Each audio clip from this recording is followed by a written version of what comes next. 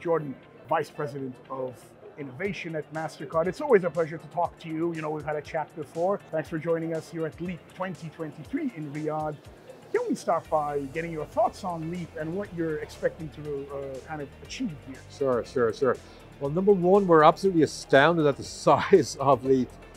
We can't get over the number of companies here, the number of brands. It's absolutely fascinating to see this level of technology, being brought, into the kingdom. But what we're seeing, which is really brilliant, is it's being, welcomed in with open arms. There's a real demand here for rapid innovation, for rapid scale, for rapid transformation, and we're seeing it when we're talking to all of our wonderful guests here. It's just a demand for these digital services, for this next jump. It's really spectacular to see.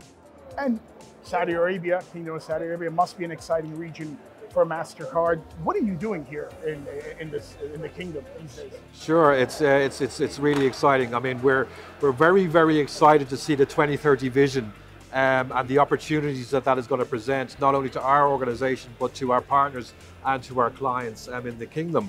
And to give you an idea of what we're actually doing, I mean, we've just recently signed a deal with Saudi National Bank, with the Saudi Esports Federation, and obviously with Mastercard, a tri-party agreement.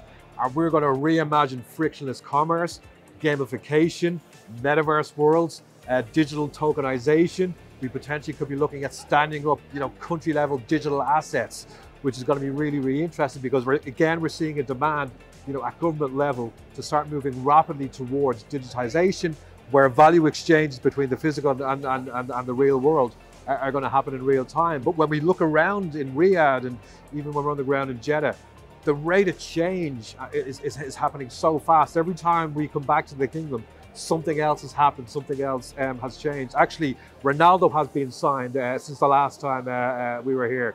So again, the spotlight is on the kingdom, the spotlight is on the world is shining down here, and we're just super excited to be part of the conversations down here. It's amazing. Well, that sounds interesting. And how do you think this wave of change is going to be affecting the region, the GCC region that's coming out of Saudi Arabia?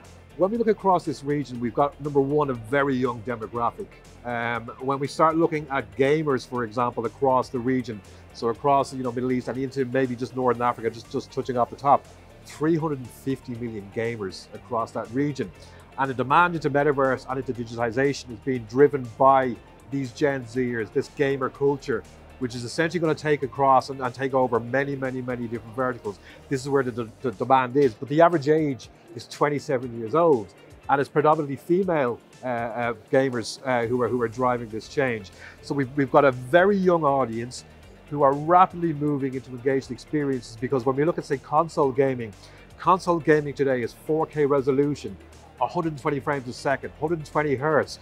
You're at near reality, essentially in real time. But that's their base layer, okay? So their next move into immersive experiences is going to be in a heads-up world. And again, this is where this demand is coming for this change. But when we move into this heads-up world, everything is going to utterly change. Every industry, every vertical. Imagine training, for example.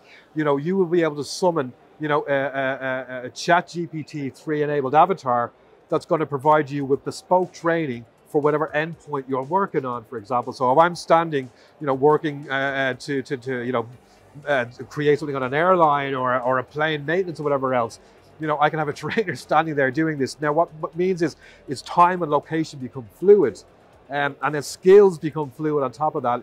So as I said, the world that we are racing towards and the world that the kingdom is embracing is utterly transformational. And in 10 years' time, it's not even 10 years' time to 2030, when we look back, we're going to look back today and go, wow, that was very analog. Such is that rate of change. It's just amazing. Well, the future looks exciting and bright.